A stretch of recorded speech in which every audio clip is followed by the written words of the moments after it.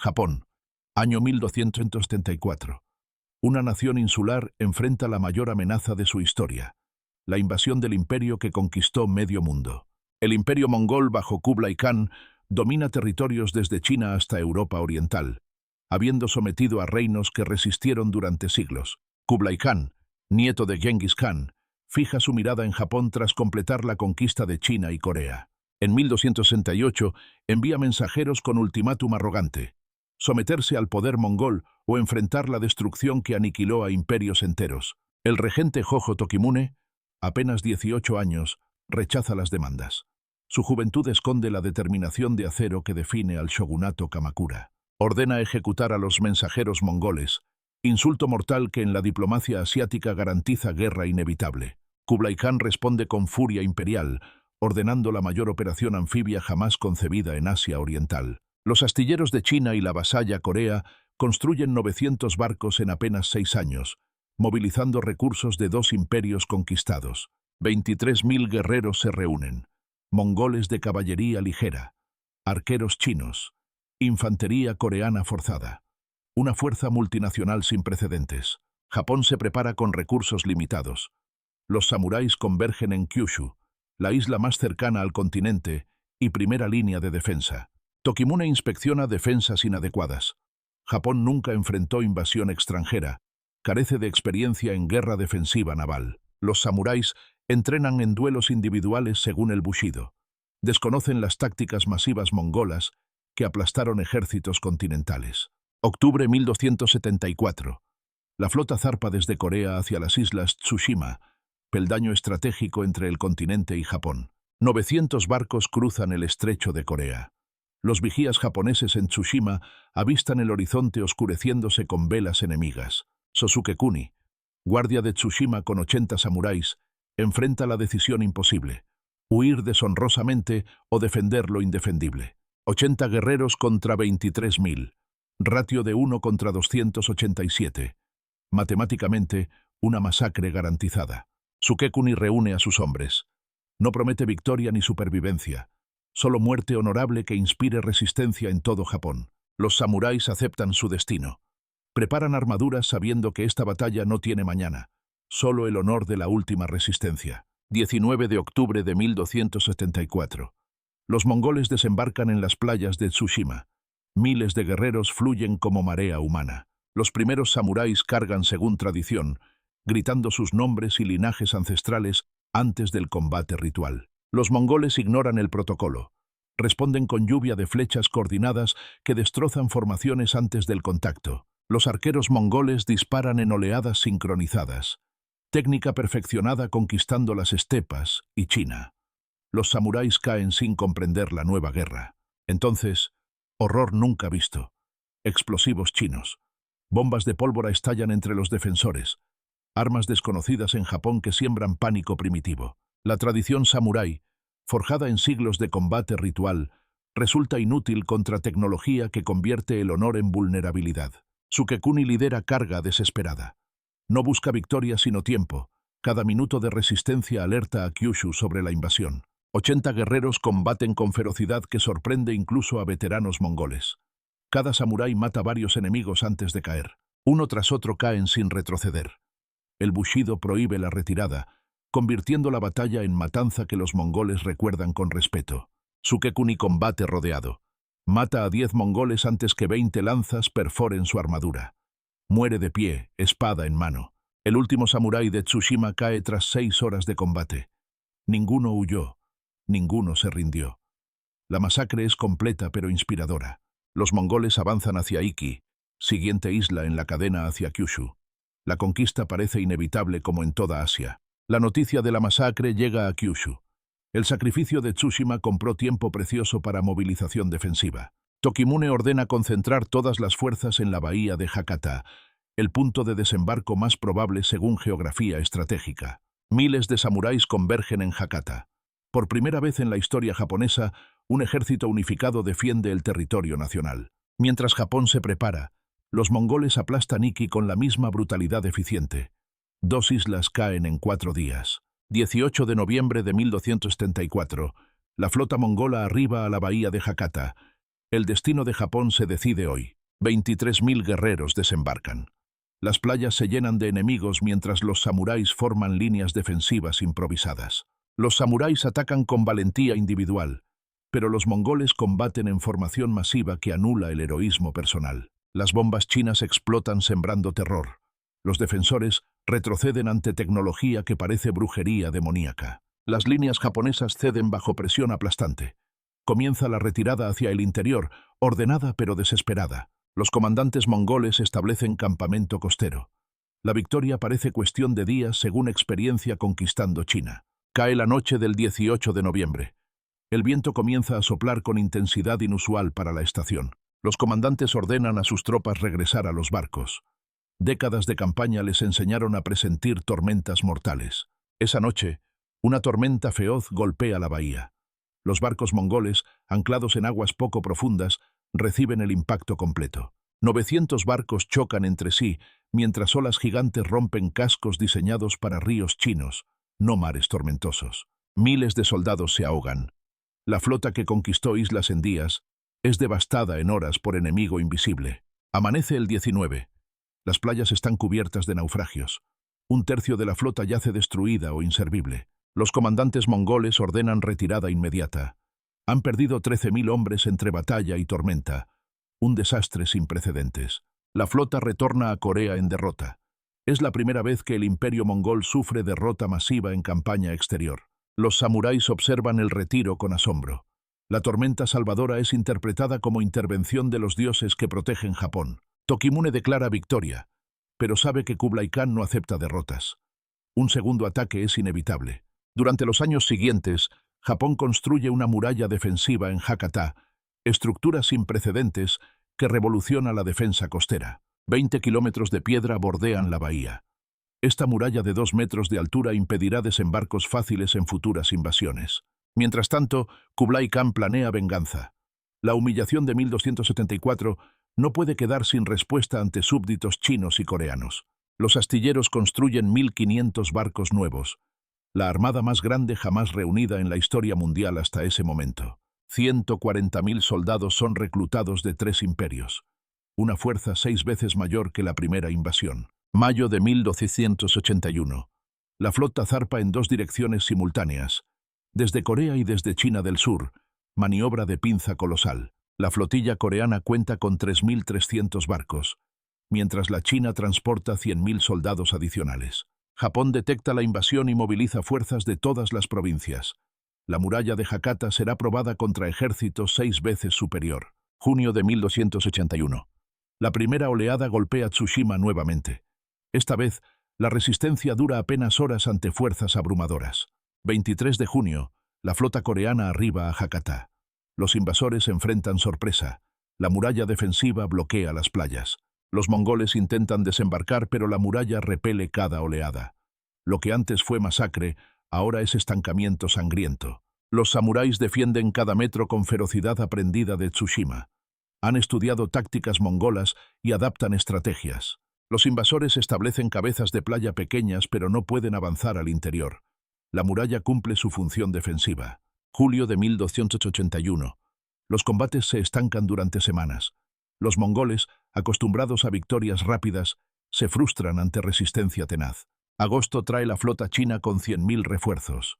Ahora son 140.000 guerreros contra defensores desesperados. Los comandantes planean asalto masivo final para romper la muralla. La superioridad numérica debe prevalecer eventualmente. 14 de agosto. El cielo se oscurece con nubes que presagian tormenta. Los meteorólogos modernos confirman: temporada de tifones. El viento se intensifica con rapidez sobrenatural. Los comandantes ordenan refugio en los barcos, decisión que será fatal. Un tifón categoría 4 golpea la bahía con fuerza apocalíptica. Las olas alcanzan 10 metros de altura. 4.000 barcos chocan, se rompen y se hunden en caos absoluto.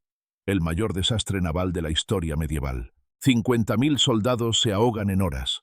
La flota que tardó años construir es aniquilada en una noche. La tormenta dura 2 días. Cuando amaina, la devastación es completa. 90.000 de 140.000 invasores han muerto. Los supervivientes varados en las playas son ejecutados sistemáticamente. No hay piedad para invasores que amenazaron la existencia nacional. 16 de agosto de 1581. La segunda invasión está completamente destruida. 2 tifones en 7 años. Coincidencia imposible para los japoneses. Tokimune declara victoria divina. Acuña el término kamikaze, viento divino, que los dioses enviaron para proteger Japón. En Beijing, Kublai Khan recibe la noticia. Ha perdido 150.000 hombres en 2 campañas, desastre sin precedentes. Planea tercera invasión, pero sus consejeros lo disuaden. Los recursos del imperio están exhaustos. Hay rebeliones en China. El imperio mongol abandona definitivamente los planes de conquistar Japón. Es la única región de Asia Oriental que resiste. Japón consolida identidad nacional forjada en resistencia.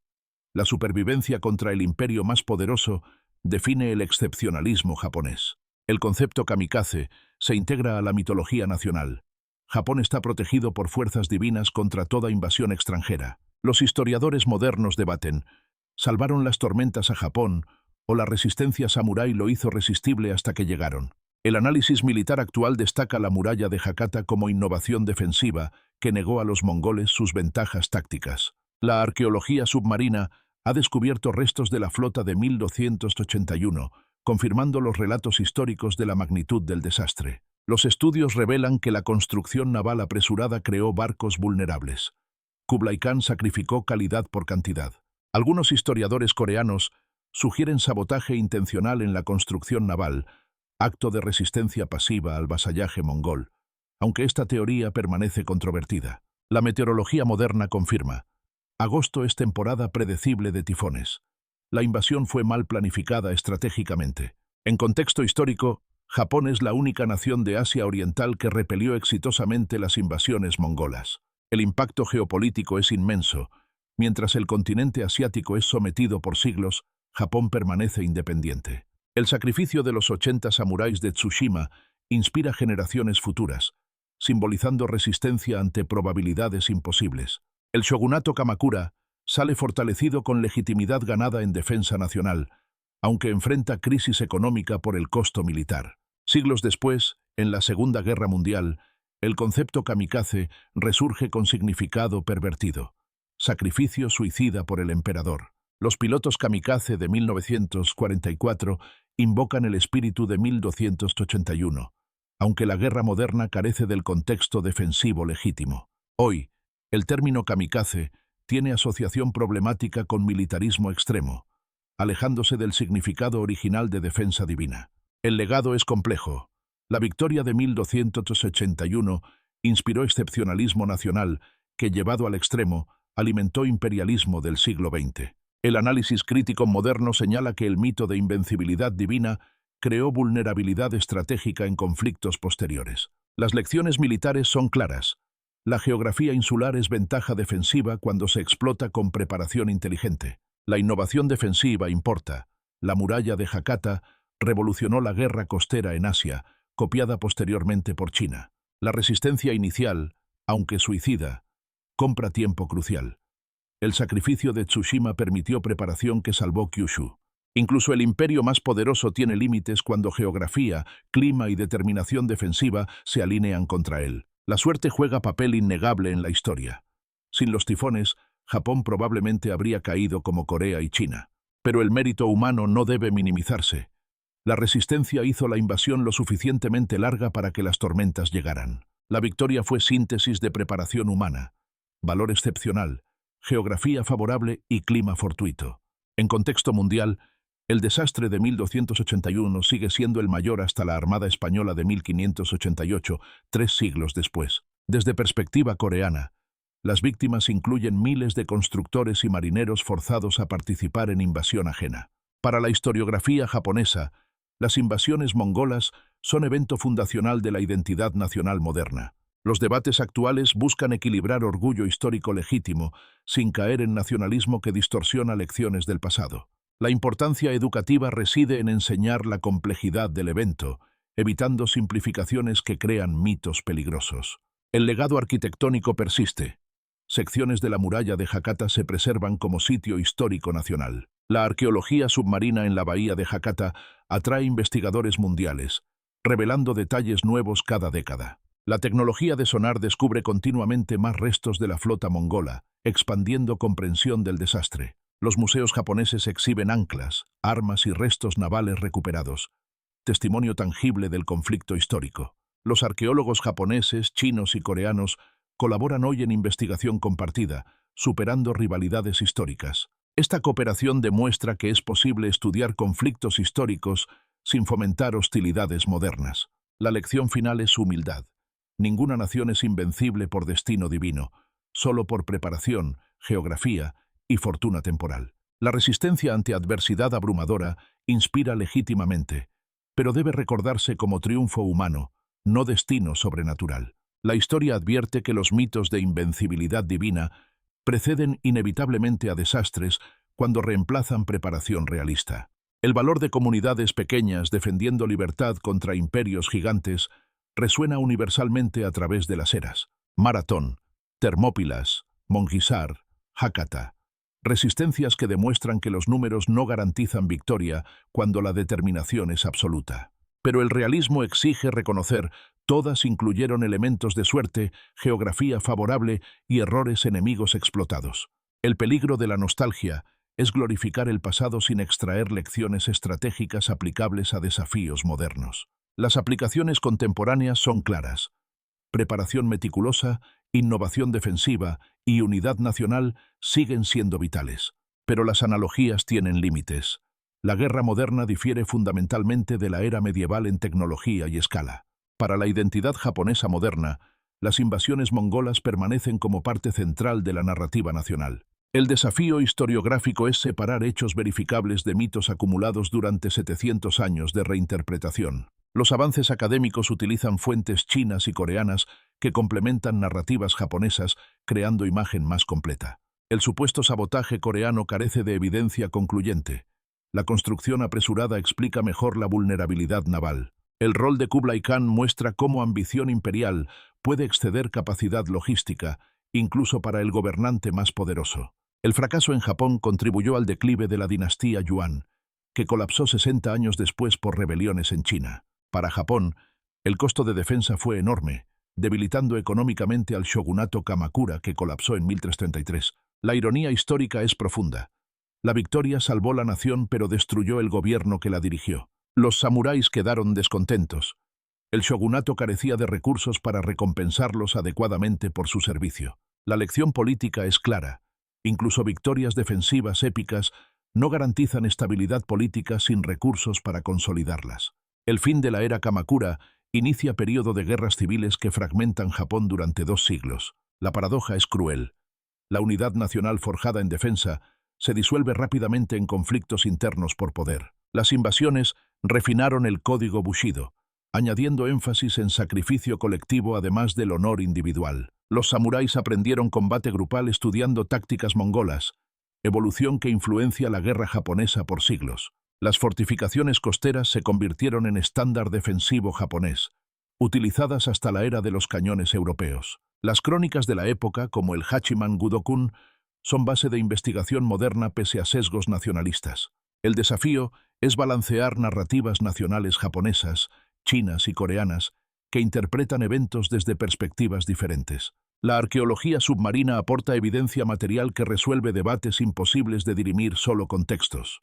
Los hallazgos recientes confirman uso de bombas explosivas, demostrando que la tecnología china estaba siglos adelantada. El análisis de restos navales confirma científicamente que la construcción fue apresurada, sacrificando resistencia estructural. Los registros climáticos chinos confirman tifones en las épocas exactas, validando narrativas japonesas del kamikaze. La investigación moderna combina historia, arqueología, climatología e ingeniería naval para reconstrucción completa. La lección metodológica es clara. Eventos complejos requieren múltiples disciplinas para comprensión genuina. Las invasiones no pueden entenderse sin contexto de expansión imperial mongola que dominó Asia por siglos. Vietnam también resistió invasiones mongolas exitosamente, demostrando que geografía selvática y costera neutraliza caballería esteparia. El patrón histórico muestra imperios terrestres debilitándose en operaciones navales lejanas, lección ignorada repetidamente. La reflexión estratégica es profunda. Comandantes terrestres subestiman sistemáticamente la complejidad logística naval. Kublai Khan cometió error clásico: tratar invasión naval como campaña terrestre ampliada, ignorando diferencias fundamentales. Lanzar segunda invasión durante temporada de tifones revela planificación inadecuada que ningún estratega naval habría aprobado. La lección es atemporal: arrogancia imperial ciega ante realidades geográficas y climáticas que no respetan poder político.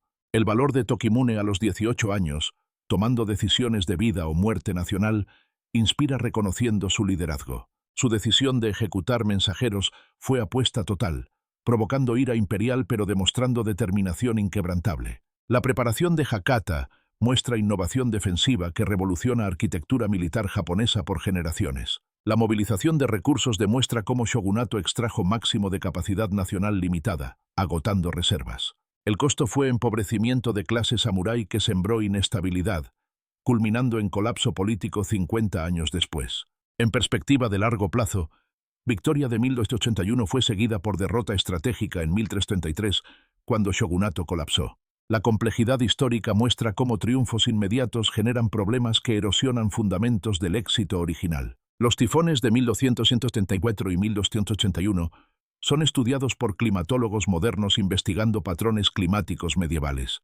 El período coincide con inicio de pequeña edad de hielo, cuando eventos climáticos extremos eran más frecuentes. Estudiar tifones históricos informa modelos de cambio climático actuales, conectando pasado con desafíos contemporáneos. Las invasiones inspiraron ukiyo-e, literatura y teatro no, que representan resistencia heroica durante siglos. Las representaciones artísticas equilibran precisión histórica con dramatización que refuerza identidad nacional. El cine moderno reexamina eventos críticamente, cuestionando mitología mientras honra sacrificio genuino. La literatura contemporánea explora perspectivas múltiples, incluyendo voces coreanas y chinas frecuentemente ignoradas. En educación escolar, las invasiones se enseñan balanceando orgullo nacional con pensamiento crítico sobre causas victoria. Los currículos modernos enfatizan factores múltiples, evitando determinismo divino que distorsiona comprensión causal. La importancia pedagógica es enseñar pensamiento analítico versus memorización de narrativas nacionalistas simplificadas. Los sitios de batalla preservados educan visitantes sobre complejidad histórica, no solo glorificación unilateral. Los museos nacionales presentan evidencia arqueológica con contexto académico, elevando comprensión pública. Los intercambios académicos entre Japón, China y Corea reducen tensiones históricas mediante colaboración científica. La memoria compartida requiere reconocer sufrimiento de todas las partes, incluidos conscriptos coreanos forzados. La reconciliación histórica demuestra que es posible estudiar conflictos intensamente sin perpetuar hostilidades modernas. La resistencia ante adversidad imposible resuena universalmente, trascendiendo fronteras culturales como arquetipo humano. Pero la advertencia también es universal. Mitos de invencibilidad son peligrosos para toda nación. El balance necesario es celebrar heroísmo genuino sin cultivar arrogancia que prepara futuras derrotas. La lección estratégica perdura. Preparación inteligente, geografía explotada y tiempo bien usado vencen superioridad numérica. Pero el límite es reconocer que condiciones únicas de 1274 y 1281 no son fácilmente replicables. Cada conflicto es único. Aplicar lecciones del pasado requiere adaptación inteligente, no imitación ciega. La investigación continúa revelando nuevos aspectos que modifican comprensión establecida, proceso que nunca termina. La tecnología futura promete más hallazgos.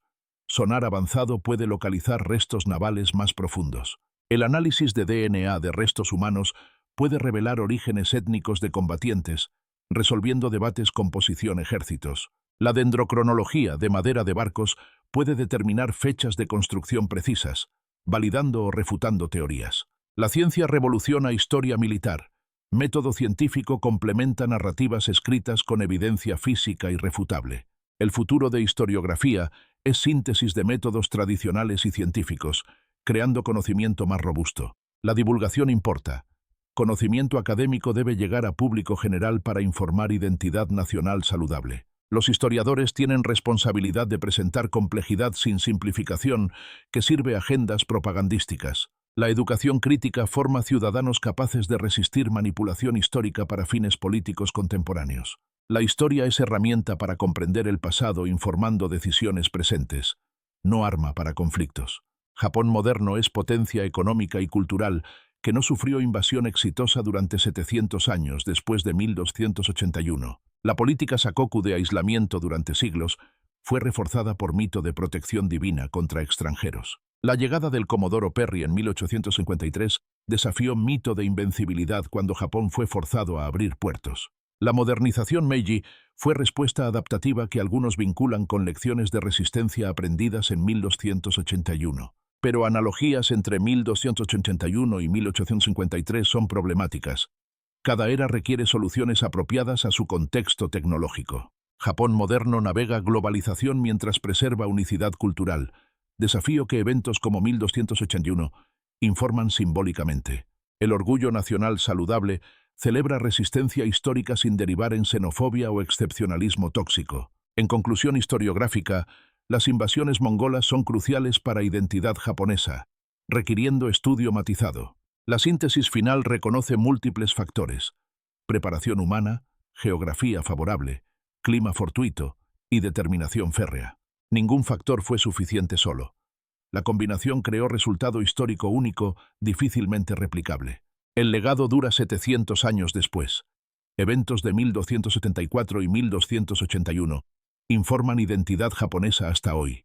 La importancia crítica es estudiar sin idealizar, honrar sin mitificar, aprender sin distorsionar. La historia enseña humildad ante fuerzas naturales, importancia de preparación meticulosa y valor de resiliencia colectiva. 80 samuráis contra 40.000 invasores simboliza resistencia ante lo imposible, inspirando generaciones. Su sacrificio compró tiempo que salvó la nación completa, demostrando que acciones desesperadas tienen consecuencias. La muralla de Hakata transformó defensa imposible en resistencia viable, probando valor de innovación estratégica.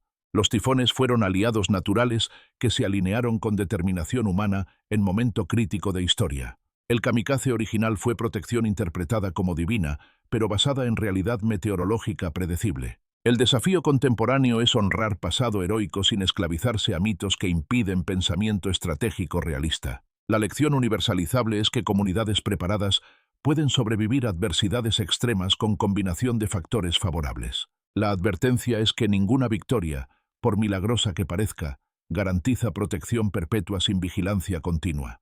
El balance historiográfico reconoce heroísmo genuino y contingencia afortunada simultáneamente, sin contradicción. El futuro traerá más descubrimientos arqueológicos que refinarán comprensión, proceso que nunca termina completamente. La colaboración internacional entre antiguas naciones enemigas demuestra que historia compartida puede unir, no solo dividir.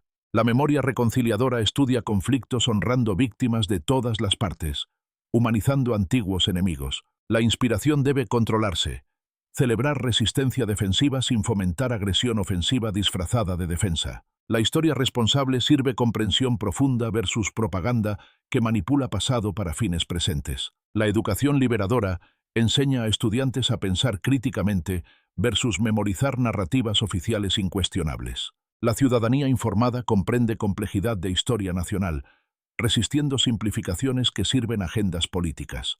Japón moderno demuestra capacidad de reexaminar pasado críticamente mientras honra sacrificios genuinos de ancestros. La transformación de enemistad histórica en cooperación académica ofrece modelo para otras regiones con pasados conflictivos. La esperanza historiográfica es que verdad histórica compleja supera propaganda simplista cuando población se educa. El legado permanece. 80 samuráis contra 40.000 invasores inspira por 700 años y continuará haciéndolo. El significado profundo trasciende cultura japonesa. Resistencia humana ante lo imposible resuena universalmente. En conclusión, la historia de las invasiones mongolas enseña preparación meticulosa, humildad ante la fortuna y esperanza en resistencia colectiva. Japón sobrevivió lo imposible.